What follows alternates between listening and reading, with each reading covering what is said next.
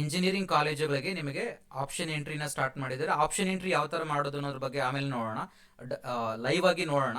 ಅದಕ್ಕೆ ಮುಂಚೆ ಮೊದಲನೇದಾಗಿ ಬಿಟ್ಟಿದ್ದಾರೆ, ಅದನ್ನ ನೋಡೋಣ. ಪ್ರಥಮ ಸುತ್ತಿನ ತಾತ್ಕಾಲಿಕ ಸೀಟ್ ಮ್ಯಾಟ್ರಿಕ್ಸ್ ಅಂತಂದ್ರೆ ನಿಮಗೆ ಕಾಲೇಜುಗಳ ಏನೇನು ಸೀಟ್ಸ್ ಇದೆ ನಿಮಗೆ ಆ ಎಲ್ಲ ಸೀಟುಗಳ ನಿಮಗೆ ಕಂಪ್ಲೀಟ್ ಡೀಟೇಲ್ಸ್ ಅನ್ನ ಬಿಟ್ಟಿದ್ದಾರೆ.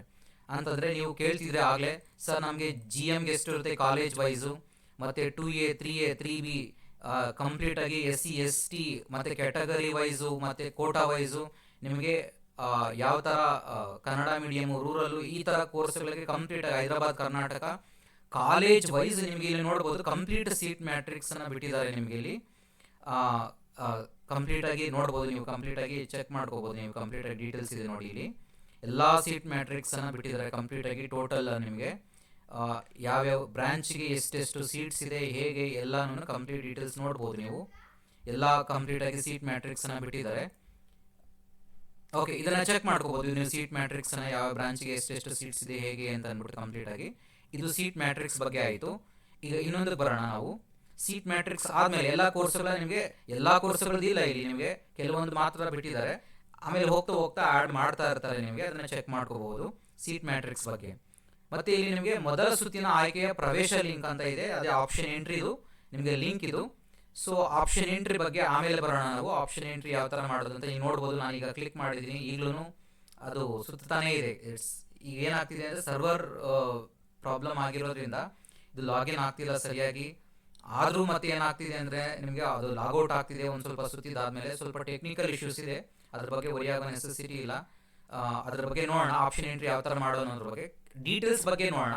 ಆಮೇಲೆ ನೆಕ್ಸ್ಟ್ ವಿಡಿಯೋದಲ್ಲಿ ನಾನು ಆಪ್ಷನ್ ಎಂಟ್ರಿ ಯಾವ ಥರ ಮಾಡೋದು ಅನ್ನೋದ್ರ ಬಗ್ಗೆ ತಿಳ್ಕೊಳ್ಳೋಣ. ಸುಮ್ಮನೆ ನೀವು ಫಸ್ಟ್ ಎಲ್ಲ ಡೀಟೇಲ್ಸ್ನ ನೀಟಾಗಿ ತಿಳ್ಕೊಂಡು ಆಮೇಲೆ ಆಪ್ಷನ್ ಎಂಟ್ರಿಯನ್ನು ಮಾಡ್ಕೊಳ್ಳಿ. ಯಾಕೆ ಅದನ್ನೇನೋ ಮಿಸ್ಟೇಕ್ಸ್ ಎಲ್ಲ ಮಾಡ್ಕೊಳ್ಳೋಕೆ ಹೋಗ್ಬಿಡಿ. ಅದಕ್ಕೆ ನಾನು ಫಸ್ಟ್ ಡೀಟೇಲ್ಸ್ ಎಲ್ಲ ಹೇಳ್ತಿದ್ದೀನಿ. ಅದಾದಮೇಲೆ ನೆಕ್ಸ್ಟ್ ವಿಡಿಯೋದಲ್ಲಿ ನಾವು ಆಪ್ಷನ್ ಎಂಟ್ರಿ ಯಾವ ಥರ ಮಾಡೋದು ಅನ್ನೋದನ್ನ ಡೀಟೇಲ್ ಆಗಿ ಸ್ಟೆಪ್ ಬೈ ಸ್ಟೆಪ್ಪು ಆ್ಯಡ್ ಮಾಡೋದು ಯಾವ ಥರ ಇರುತ್ತೆ ಅನ್ನೋದನ್ನ ನೋಡೋಣ. ಅದಾದಮೇಲೆ ನೆಕ್ಸ್ಟ್ ನಿಮಗೆ ವೇಳಾಪಟ್ಟಿ ಅಂತ ಕೊಟ್ಟಿದ್ದಾರೆ. ಪ್ರಥಮ ಸುತ್ತಿನ ಸೀಟು ಹಂಚಿಕೆ ವೇಳಾಪಟ್ಟಿ ಅಂತ ಕೊಟ್ಟಿದ್ದಾರೆ. ಅಂದರೆ ನಿಮಗೆ ಆಪ್ಷನ್ ಎಂಟ್ರಿಗೆ ನೋಡ್ಬೋದು ನೀವು. Option entry eligible candidates can enter the option entry in order of preference up to 11:59 PM. ಅದನ್ನೇ ಆಗಲೇ ನಿಮಗೆ ಹೇಳಿದೆ ಆಲ್ರೆಡಿ. 15ನೇ ತಾರೀಕುವರೆಗೂ ನಿಮಗೆ 11:51 ನೀವು ಆಪ್ಷನ್ ಎಂಟ್ರಿ ಮಾಡ್ಕೋಬಹುದು ಅಂತ ಹೇಳಿದ್ದಾರೆ. ಅದಾದಮೇಲೆ ನಿಮಗೆ ಮಾಕ್ ರಿಸಲ್ಟ್ಸ್ನ ಬಿಡ್ತಾರೆ. ಯಾವತ್ತು ಅಂತಂದರೆ ಅದನ್ನು ಹೇಳಿದ್ದೀನಿ ನಾನು ನಿಮಗೆ, 19ನೇ ತಾರೀಕು ನಿಮಗೆ ಆಫ್ಟರ್ 11 AM ನಿಮ್ಗೆ ಏನಾಗುತ್ತೆ, ನಿಮಗೆ ರಿಸಲ್ಟ್ಸನ್ನು ಅನೌನ್ಸ್ ಮಾಡ್ತಾರೆ. ಮಾಕ್ ರೌಂಡ್ ಇದು, ಮಾಕ್ ರೌಂಡ್ ಅಂದರೆ ಫೈನಲ್ ರೌಂಡ್ ಅಲ್ಲ, ಮಾಕ್ ರೌಂಡ್ ಅದು. ಮಾಕ್ ರೌಂಡ್ ಆದಮೇಲೆ ನಿಮ್ಗೆ ಏನಾದರೂ ಚೇಂಜಸ್ ಮಾಡ್ಕೋಬಹುದು ಅದರಲ್ಲಿ, ಅಥವಾ ಆಪ್ಷನ್ಸ್ ಏನು ಎಂಟ್ರಿ ಮಾಡೋದ್ರಲ್ಲಿ ನೀವು ಇಲ್ಲ ಸೆಕೆಂಡ್ ಮಾಡ್ತೀನಿ, ಫಸ್ಟ್ ಮಾಡ್ತೀನಿ ಅಥವಾ ಕೆಳಗಡೆ ಮೇಲೆ ಏನು ಚೇಂಜಸ್ ಮಾಡ್ಕೊಳ್ಳೋಂಗಿದ್ರು ಮಾಡ್ಕೊಳ್ಳೋದಕ್ಕೆ ನಿಮಗೆ 3 ದಿನ ಟೈಮ್ ಕೊಡ್ತಾರೆ. 19ನೇ ತಾರೀಕಿಂದ ಹಿಡಿದು 22ನೇ ತಾರೀಕುವರೆಗೂ ನಿಮಗೆ ಟೈಮ್ ಕೊಡ್ತಾರೆ. ಅದಾದಮೇಲೆ ನಿಮಗೆ ರಿಯಲ್ ರಿಸಲ್ಟ್ಸನ್ನು, ಫಸ್ಟ್ ರೌಂಡ್ ಸೀಟ್ ಅಲಾಟ್ಮೆಂಟ್ ರಿಸಲ್ಟ್ಸನ್ನು ನಿಮ್ಗೆ ಏನು ಮಾಡ್ತಾರೆ ಅಂದರೆ ಫಸ್ಟ್ ರೌಂಡ್ಗೆ ಸೀಟ್ಸನ್ನು ನಿಮಗೆ 25ನೇ ತಾರೀಕು 11ನೇ ತಾರೀಕು ಆದಮೇಲೆ ನಿಮಗೆ ಆಪ್ಷನ್ ನಿಮಗೆ ಫಸ್ಟ್ ರೌಂಡ್ ರಿಸಲ್ಟ್ಸನ್ನು ಅನೌನ್ಸ್ ಮಾಡ್ತಾರೆ. ಅಂದರೆ ಯಾವ್ಯಾವ ಸೀಟ್ಸ್ ಅಲಾಟ್ ಆಗಿದೆ ನಿಮಗೆ ಅನ್ನೋದನ್ನ ರಿಸಲ್ಟ್ಸ್ ಅನೌನ್ಸ್ ಮಾಡ್ತಾರೆ.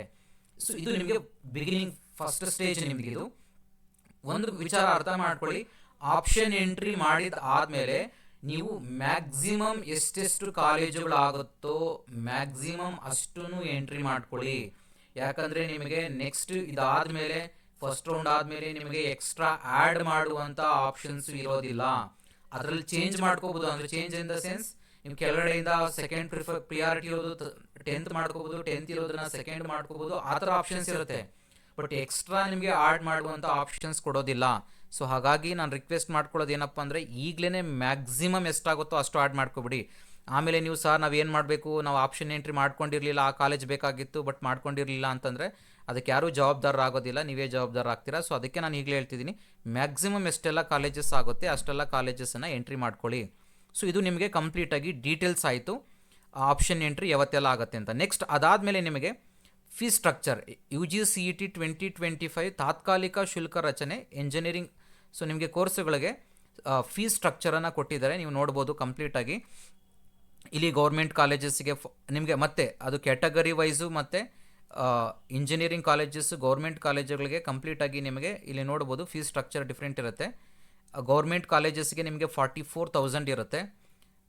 ಮತ್ತು ಫಾರ್ ಏಡೆಡ್ ಕೋರ್ಸಸ್ಗಾದರೆ ನಿಮಗೆ 44,200 ಇರುತ್ತೆ. ಇದು GM 2A 2A 2B 3A 3B ಮತ್ತು SC ST annual income above more than 10,000 ಇದ್ದರೆ, SC ST ಕ್ಯಾಂಡಿಡೇಟ್ಸ್ಗೂ ಎಬೋವ್ ಮೋರ್ ದ್ಯಾನ್ 10,000 ಇದ್ದರೆ ಇದು ಕಂಪ್ಲೀಟಾಗಿ ಫೀಸ್ ಸ್ಟ್ರಕ್ಚರ್ ಇದು. ಮತ್ತು SC ST annual income less than 10 lakhs ಇದ್ದರೆ ಅವ್ರಿಗೆ ಫೀಸ್ ಸ್ಟ್ರಕ್ಚರ್ ಇಲ್ಲಿದೆ ನೋಡ್ಬೋದು ನೀವು ಕಂಪ್ಲೀಟಾಗಿ. ಇಲ್ಲಿ 44,200 ಇದೆ. SNQ ಕೋಟ ಏನಾದ್ರು ಸಿಕ್ಕರೆ ಅವರಿಗೆ, SNQ ಕೋಟ ಸಿಕ್ಕರೆ ನಿಮಗೆ, ಈಗ SNQ ಕೋಟ ಏನು ಅಂತ ಅಲಾಟ್ ಆಗಿದೆ ಅದು SNQ ಕೋಟ ಫೈನಲ್ ಆಗೋದಿಲ್ಲ, ನಿಮಗೆ ಸೀಟ್ ಅಲಾಟ್ ಆದವಾಗಲೇ ಗೊತ್ತಾಗುತ್ತೆ ಅದು SNQ ಕೋಟ. ಯಾಕಂದರೆ ನಿಮಗೆ ಆ ಕಾಲೇಜಲ್ಲಿ ನೀವು ತೊಗೊಂಡ್ರೋ ಕೋರ್ಸಲ್ಲಿ 5% ಸೀಟನ್ನು ಮಾತ್ರ ನಾವು ಇಲ್ಲಿ SNQ ಕೋಟಾಗೆ ಅಲಾಟ್ ಮಾಡೋದ್ರಿಂದ ಆ 5%ಅಲ್ಲಿ ನೀವು ಬಂದರೆ ನಿಮಗೆ SNQ ಕೋಟ ಅಲಾಟ್ ಆಗಿರುತ್ತೆ. SNQ ಕೋಟ ಅಲಾಟ್ ಆದರೆ ನಿಮ್ಮ ಫೀಸು ಇಷ್ಟಾಗುತ್ತೆ ನಿಮಗೆ. ಅದೇ ಫಾರ್ ಏಡೆಡ್ ಕಾಲೇಜಸ್ಗಾದರೆ ನಿಮಗೆ 44,200 ಅಷ್ಟೇ ಇರುತ್ತೆ, ಮತ್ತು SNQ ಕೋಟಾಗೂ ಅಷ್ಟೇ ಇರುತ್ತೆ. UVCE ಕಾಲೇಜಿಗೂ ನಿಮಗೆ 49,600 ಇರುತ್ತೆ, ಮತ್ತು SNQ ಕೋಟ ಆದರೆ 21,360 ಇರುತ್ತೆ.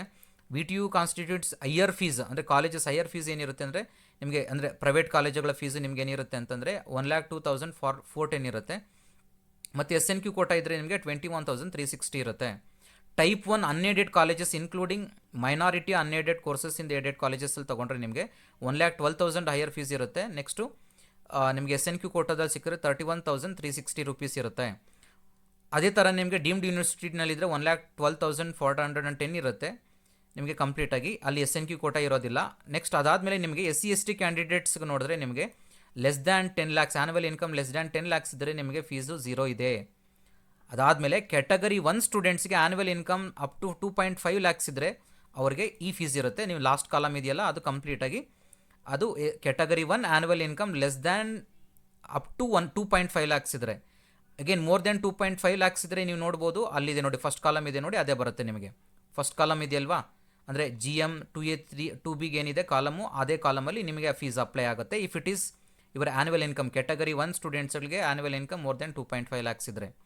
ಮತ್ತು ಫಾರ್ಮಸಿಗೆ ಬಂದರೆ ನಿಮಗೆ ಫೀಸ್ ನೋಡ್ಬೋದು, ಗೌರ್ಮೆಂಟ್ ಕಾಲೇಜಸ್ ಆದರೆ 14,030 ರೂಪೀಸ್ ಇದೆ, ಮತ್ತು SC STಗೆ 0 ಇದೆ, ಮತ್ತು category 1 annual income less than ನೋಡ್ಬೋದು. ಲಾಸ್ಟ್ ಕಾಲಮ್ ಬಂದು category 1 annual income less than 2.5 lakhs ಇರೋರಿಗೆ. ಅನ್ಏಡೆಡ್ ಕಾಲೇಜಸ್ವರೆಗೆ 26,000 ಇದೆ, ಮತ್ತು ಫಾರ್ಮಾ ಡಿ ಕೋರ್ಸಿಗೆ 67,000 ಇದೆ. ಆಮೇಲೆ ನೀವು ಗೌರ್ಮೆಂಟ್ ಕಾಲೇಜಸ್ಸು ಫಾರ್ಮ್ ಸೈನ್ಸಿಗೆ ಬಂದು 39,780 ಇದೆ, ಪ್ರೈವೇಟ್ ಕಾಲೇಜಸ್ಸು 60,500 ಇದೆ, ವೆಟರ್ನರಿ ಸೈನ್ಸ್ಗೆ 76,380 ಇದೆ. ಆಮೇಲೆ ಇಲ್ಲಿ SC ST ಸ್ಟೂಡೆಂಟ್ಸ್ಗಳಿಗೂ ಇಲ್ಲಿ ಫೀಸ್ ಬರುತ್ತೆ 11,715 annual income less than 10 lakhs ಇದ್ದರೆ. ಮತ್ತು ಇಲ್ಲಿ ಓಕೆ ಇಷ್ಟು. ನೆಕ್ಸ್ಟು ನಿಮ್ಗೆ ಅದಾದಮೇಲೆ ನಿಮಗೆ ಫೀಸ್ ಸ್ಟ್ರಕ್ಚರ್ ಬಂದಾಗ ಗೌರ್ಮೆಂಟ್ ಕಾಲೇಜಸ್ ಫಿಶರೀಸ್ ಮತ್ತು ಡೈರಿ ಸೈನ್ಸ್ಗೆ ಬಂದಾಗ ನಿಮಗೆ ಫೀಸ್ ಬಂದು 39,605 ಇದೆ. SC STಗಾದರೆ ನಿಮಗೆ 11,715 ಇದೆ. ಓಕೆ, ಕ್ಯಾಟಗರಿ 1 ಆದರೆ 39,605 ಇದೆ. ಅದಾದಮೇಲೆ ನಿಮಗೆ ಇಲ್ಲಿ university fees included in the fees of the above table, ಅಂದರೆ ಇಂಜಿನಿಯರಿಂಗ್ ಫೀಸ್ ನಿಮಗೇನು ಇದು ಎಕ್ಸ್ಟ್ರಾ ಫೀಸ್ ಏನಿರುತ್ತೆ ಯೂನಿವರ್ಸಿಟಿ ಫೀಸ್ ಅಂತ, ಇದು ಕೂಡ ನಿಮಗೆ ಇದರಲ್ಲಿ ಇನ್ಕ್ಲೂಡ್ ಆಗಿರುತ್ತೆ. ಸೊ ಅದಾದಮೇಲೆ ನೋಟ್ ಅಂತ ಕೊಟ್ಟಿದ್ದಾರೆ, for architecture course apart from the above fees 650 rupees extra architecture ಅವ್ರಿಗೆ.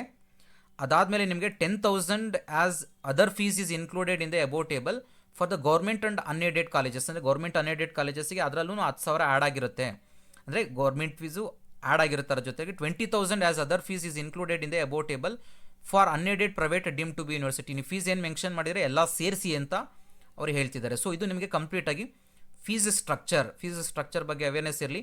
ಕೆಲವ್ರಿಗೆ ಏನಾಗುತ್ತೆ ಅಂತ ಹೇಳ್ತೀನಿ, ಒಂದು ಎಕ್ಸಾಂಪಲ್ ನಿಮಗೆ. ಈಗ ನಿಮಗೆ ಯಾವುದೋ ಒಂದು ಕ್ಯಾಟಗರಿ ತೊಗೊಳ್ಳಿ, ಯಾವುದೋ ಒಂದು ಫಾರ್ ಎಕ್ಸಾಂಪಲ್ GM ಕ್ಯಾಟಗರಿ ಅಂತ ಅಂದ್ಕೊಳ್ಳಿ. ಈಗ GM ಕ್ಯಾಟಗರಿಗೆ ನಿಮಗೆ ಸೀಟ್ ಅಲಾಟ್ ಆಗುತ್ತೆ ಫಸ್ಟ್ ರೌಂಡಲ್ಲಿ. ಫೀಸು ತೋರಿಸುವಂಥದ್ದು ಪೇ ಮಾಡಬೇಕಾದ್ರೆ ನಿಮಗೆ ಕೇಳುವಂಥದ್ದು ಅದು ನಿಮಗೆ 44,200 ಕೇಳುತ್ತೆ ಬಿಗಿನಿಂಗಲ್ಲಿ. ಅದಾದಮೇಲೆ ನಿಮಗೆ ಅಪ್ಡೇಟ್ ಆದಮೇಲೆ, ಅಂದರೆ ಸೀಟ್ ಅಲಾಟ್ಮೆಂಟ್ ಆದಮೇಲೆ ನಿಮಗೆ ನಿಮ್ಮ ಫೀಸು SNQ ಕೋಟ ಇದ್ದರೆ ನಿಮಗೆ 21,360 ರೂಪೀಸ್ ಬರುತ್ತೆ. ಅದಷ್ಟು ಕದೇ ತೋರಿಸುತ್ತೆ ನಿಮಗೆ. ಫೀಸ್ ಪೇ ಮಾಡೋಕ್ಕೆ ಹೋದಾಗ ನಿಮಗೆ ನಿಮ್ಮದು SNQ ಕೋಟದಲ್ಲಿ ಸಿಕ್ಕಿದ್ದೆ, ಸೊ ನಿಮ್ಮ ಫೀಸ್ ಬಂದು 21,360 ರೂಪೀಸ್ ಅಂತ ತೋರಿಸುತ್ತೆ ಅಲ್ಲೇ ನಿಮಗೆ. ಸೊ ಅರ್ಥ ಆಗಿದೆ ಅಂದ್ಕೊಳ್ತೀನಿ. ನಿಮಗೆ ಬಿಗಿನಿಂಗಲ್ಲಿ ತೋರಿಸ್ಬೇಕಾದ್ರೆ ಮಾರ್ಕ್ ರೌಂಡಲ್ಲಿ ನಿಮಗೆ 44,200 ತೋರಿಸುತ್ತೆ. ಫಸ್ಟ್ ರೌಂಡಲ್ಲಿ ಸೀಟ್ ಅಲಾಟ್ಮೆಂಟ್ ಮಾಡಿದ ಆದಮೇಲೆ ನಿಮಗೆ ಸೀಟ್ ಏನು ಸಿಗುತ್ತೆ, ಆಗ ನಿಮಗೆ ಅಲ್ಲಿ ನೀವು ಫೀಸ್ ಪೇ ಮಾಡೋಕ್ಕೆ ಹೋದಾಗ ನಿಮಗೆ ನಿಮ್ಮ ಸೀಟು SNQ ಕೋಟರ ಅಂಡರಲ್ಲಿ ಬಂದರೆ, ಸೀಟ್ ಸೆಲೆಕ್ಟ್ ಆಗಿದ್ದರೆ 21,360 ರೂಪೀಸ್, ಅಂದರೆ ಇದು SNQ ಕೋಟ ಫೀಸ್ ಅಪ್ಲೈ ಆಗುತ್ತೆ ನಿಮಗೆ. ಅದು ಫೀಸ್ ಇಷ್ಟು ಪೇ ಮಾಡ್ತೀರಾ. ಸೊ ಈ ಥರ ಅಪ್ಲೈ ಆಗುತ್ತೆ. ನೀವು ಕನ್ಫ್ಯೂಷನ್ ಆಗೋ ನೆಸೆಸಿಟಿ ಇಲ್ಲ. ಕೆಲವರು ಸ್ಟೂಡೆಂಟ್ಸ್ ಲಾಸ್ಟ್ ಇಯರ್ ನೋಡಿದ್ದೆ ನಾನು, ಅವರು ಕನ್ಫ್ಯೂಷನ್ ಆಗಿದ್ರು, ಸರ್ ನಂದು 44,200 ರೂಪೀಸ್ ತೋರಿಸಿದೆ, ಅದಾದಮೇಲೆ ನಂದು ಚೇಂಜ್ ಆಯಿತು ಅಂತ. ಸೊ ಅದು ಚೇಂಜಸ್ ಆಗುತ್ತೆ. ನೀವು ಫೀಸ್ ಪೇ ಮಾಡೋಕ್ಕೆ ಹೋದಾಗ ನಿಮಗೆ ನಿಮಗೆ SNQ ಕೋಟ ಅಲಾಟ್ ಆದಾಗ ಎಷ್ಟು ಫೀಸ್ ಇರುತ್ತೋ ಅಷ್ಟು ಫೀಸ್ ಇರುತ್ತೆ ನಿಮಗೆ. ಸೊ ಇದು ಕಂಪ್ಲೀಟ್ ಫೀಸ್ ಸ್ಟ್ರಕ್ಚರ್ ಬಗ್ಗೆ ಇದು ಡೀಟೇಲ್ಸ್ ಆಯಿತು. ಈಗ ನಾವು ನೆಕ್ಸ್ಟ್ ವಿಡಿಯೋದಲ್ಲಿ ನಾನು ಯಾವ ಥರ ಈಗ ಆಪ್ಷನ್ ಎಂಟ್ರಿ ಮಾಡೋದು ಅನ್ನೋದನ್ನು ಲೈವ್ ಆಗಿ ಕಂಪ್ಲೀಟಾಗಿ ಡೆಮೋನ ತೋರಿಸ್ತೀನಿ. ಸೊ ದಯವಿಟ್ಟು ನನ್ನ ಇನ್ನೂ ಚಾನಲನ್ನು ಸಬ್ಸ್ಕ್ರೈಬ್ ಮಾಡಿಲ್ಲ ಅಂತಂದರೆ ಸಬ್ಸ್ಕ್ರೈಬ್ ಮಾಡಿ, ಹಾಗೆ ಈ ವಿಡಿಯೋನ ಲೈಕ್ ಮಾಡಿ, ಎಲ್ಲರಿಗೂ ಶೇರ್ ಮಾಡಿ. Thank you all.